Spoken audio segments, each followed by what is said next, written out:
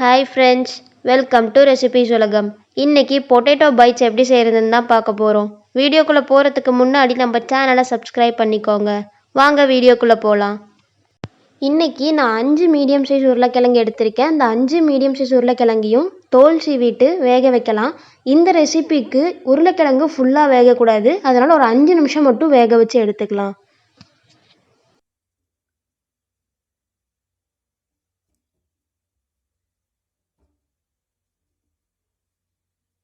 இப்போ 5 நிமிஷம் ஆயிடுச்சு. உருளைக்கிழங்கை எடுத்துடலாம்.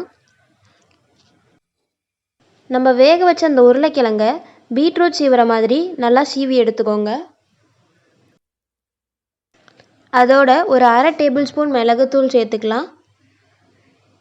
1/2 டேபிள் ஸ்பூன் உப்பு சேர்த்துக்கலாம். இது ரெண்டையும் சேர்த்து நல்லா மிக்ஸ் பண்ணி விட்டுக்கோங்க.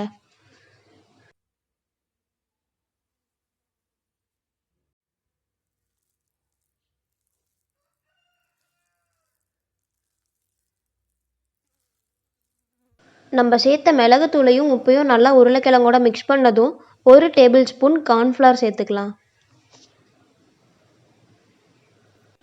கார்ன்ஃப்ளவர் சேர்த்து நல்லா மிக்ஸ் பண்ணி விட்டுக்கலாம்.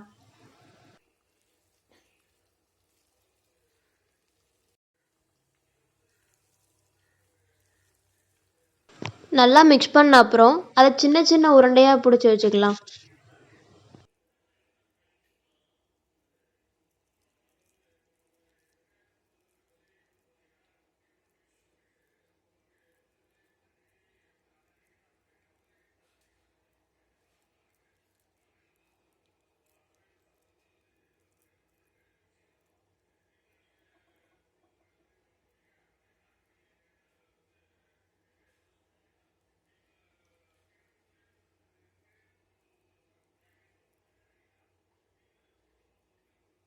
எல்லா உருளைக்கிழங்கையும் இந்த மாதிரி உருண்டைகளை பிடிச்சி வச்சுக்கலாம்.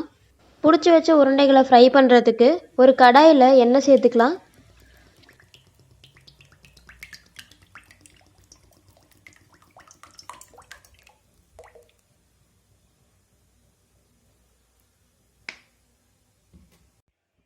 எண்ணெய் நல்லா சூடாயிருச்சு.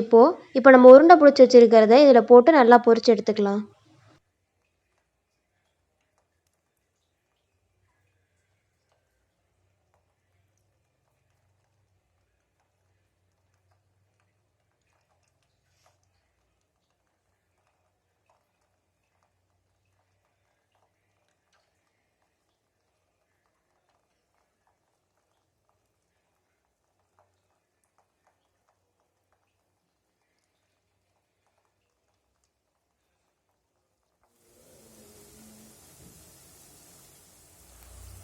இந்த மாதிரி நல்லா செவந்து வர வரைக்கும் நல்லா வேக வச்சு எடுத்துக்கலாம்.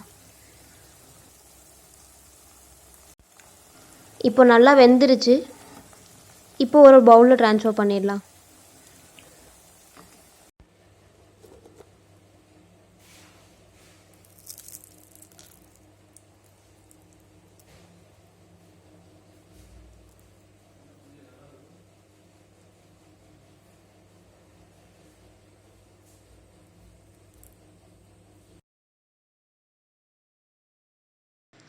சுவையான பொட்டேட்டோ பைட்ஸ் ரெடி. இந்த ரெசிபியை உங்கள் வீட்லேயும் ட்ரை பண்ணி பாருங்கள்.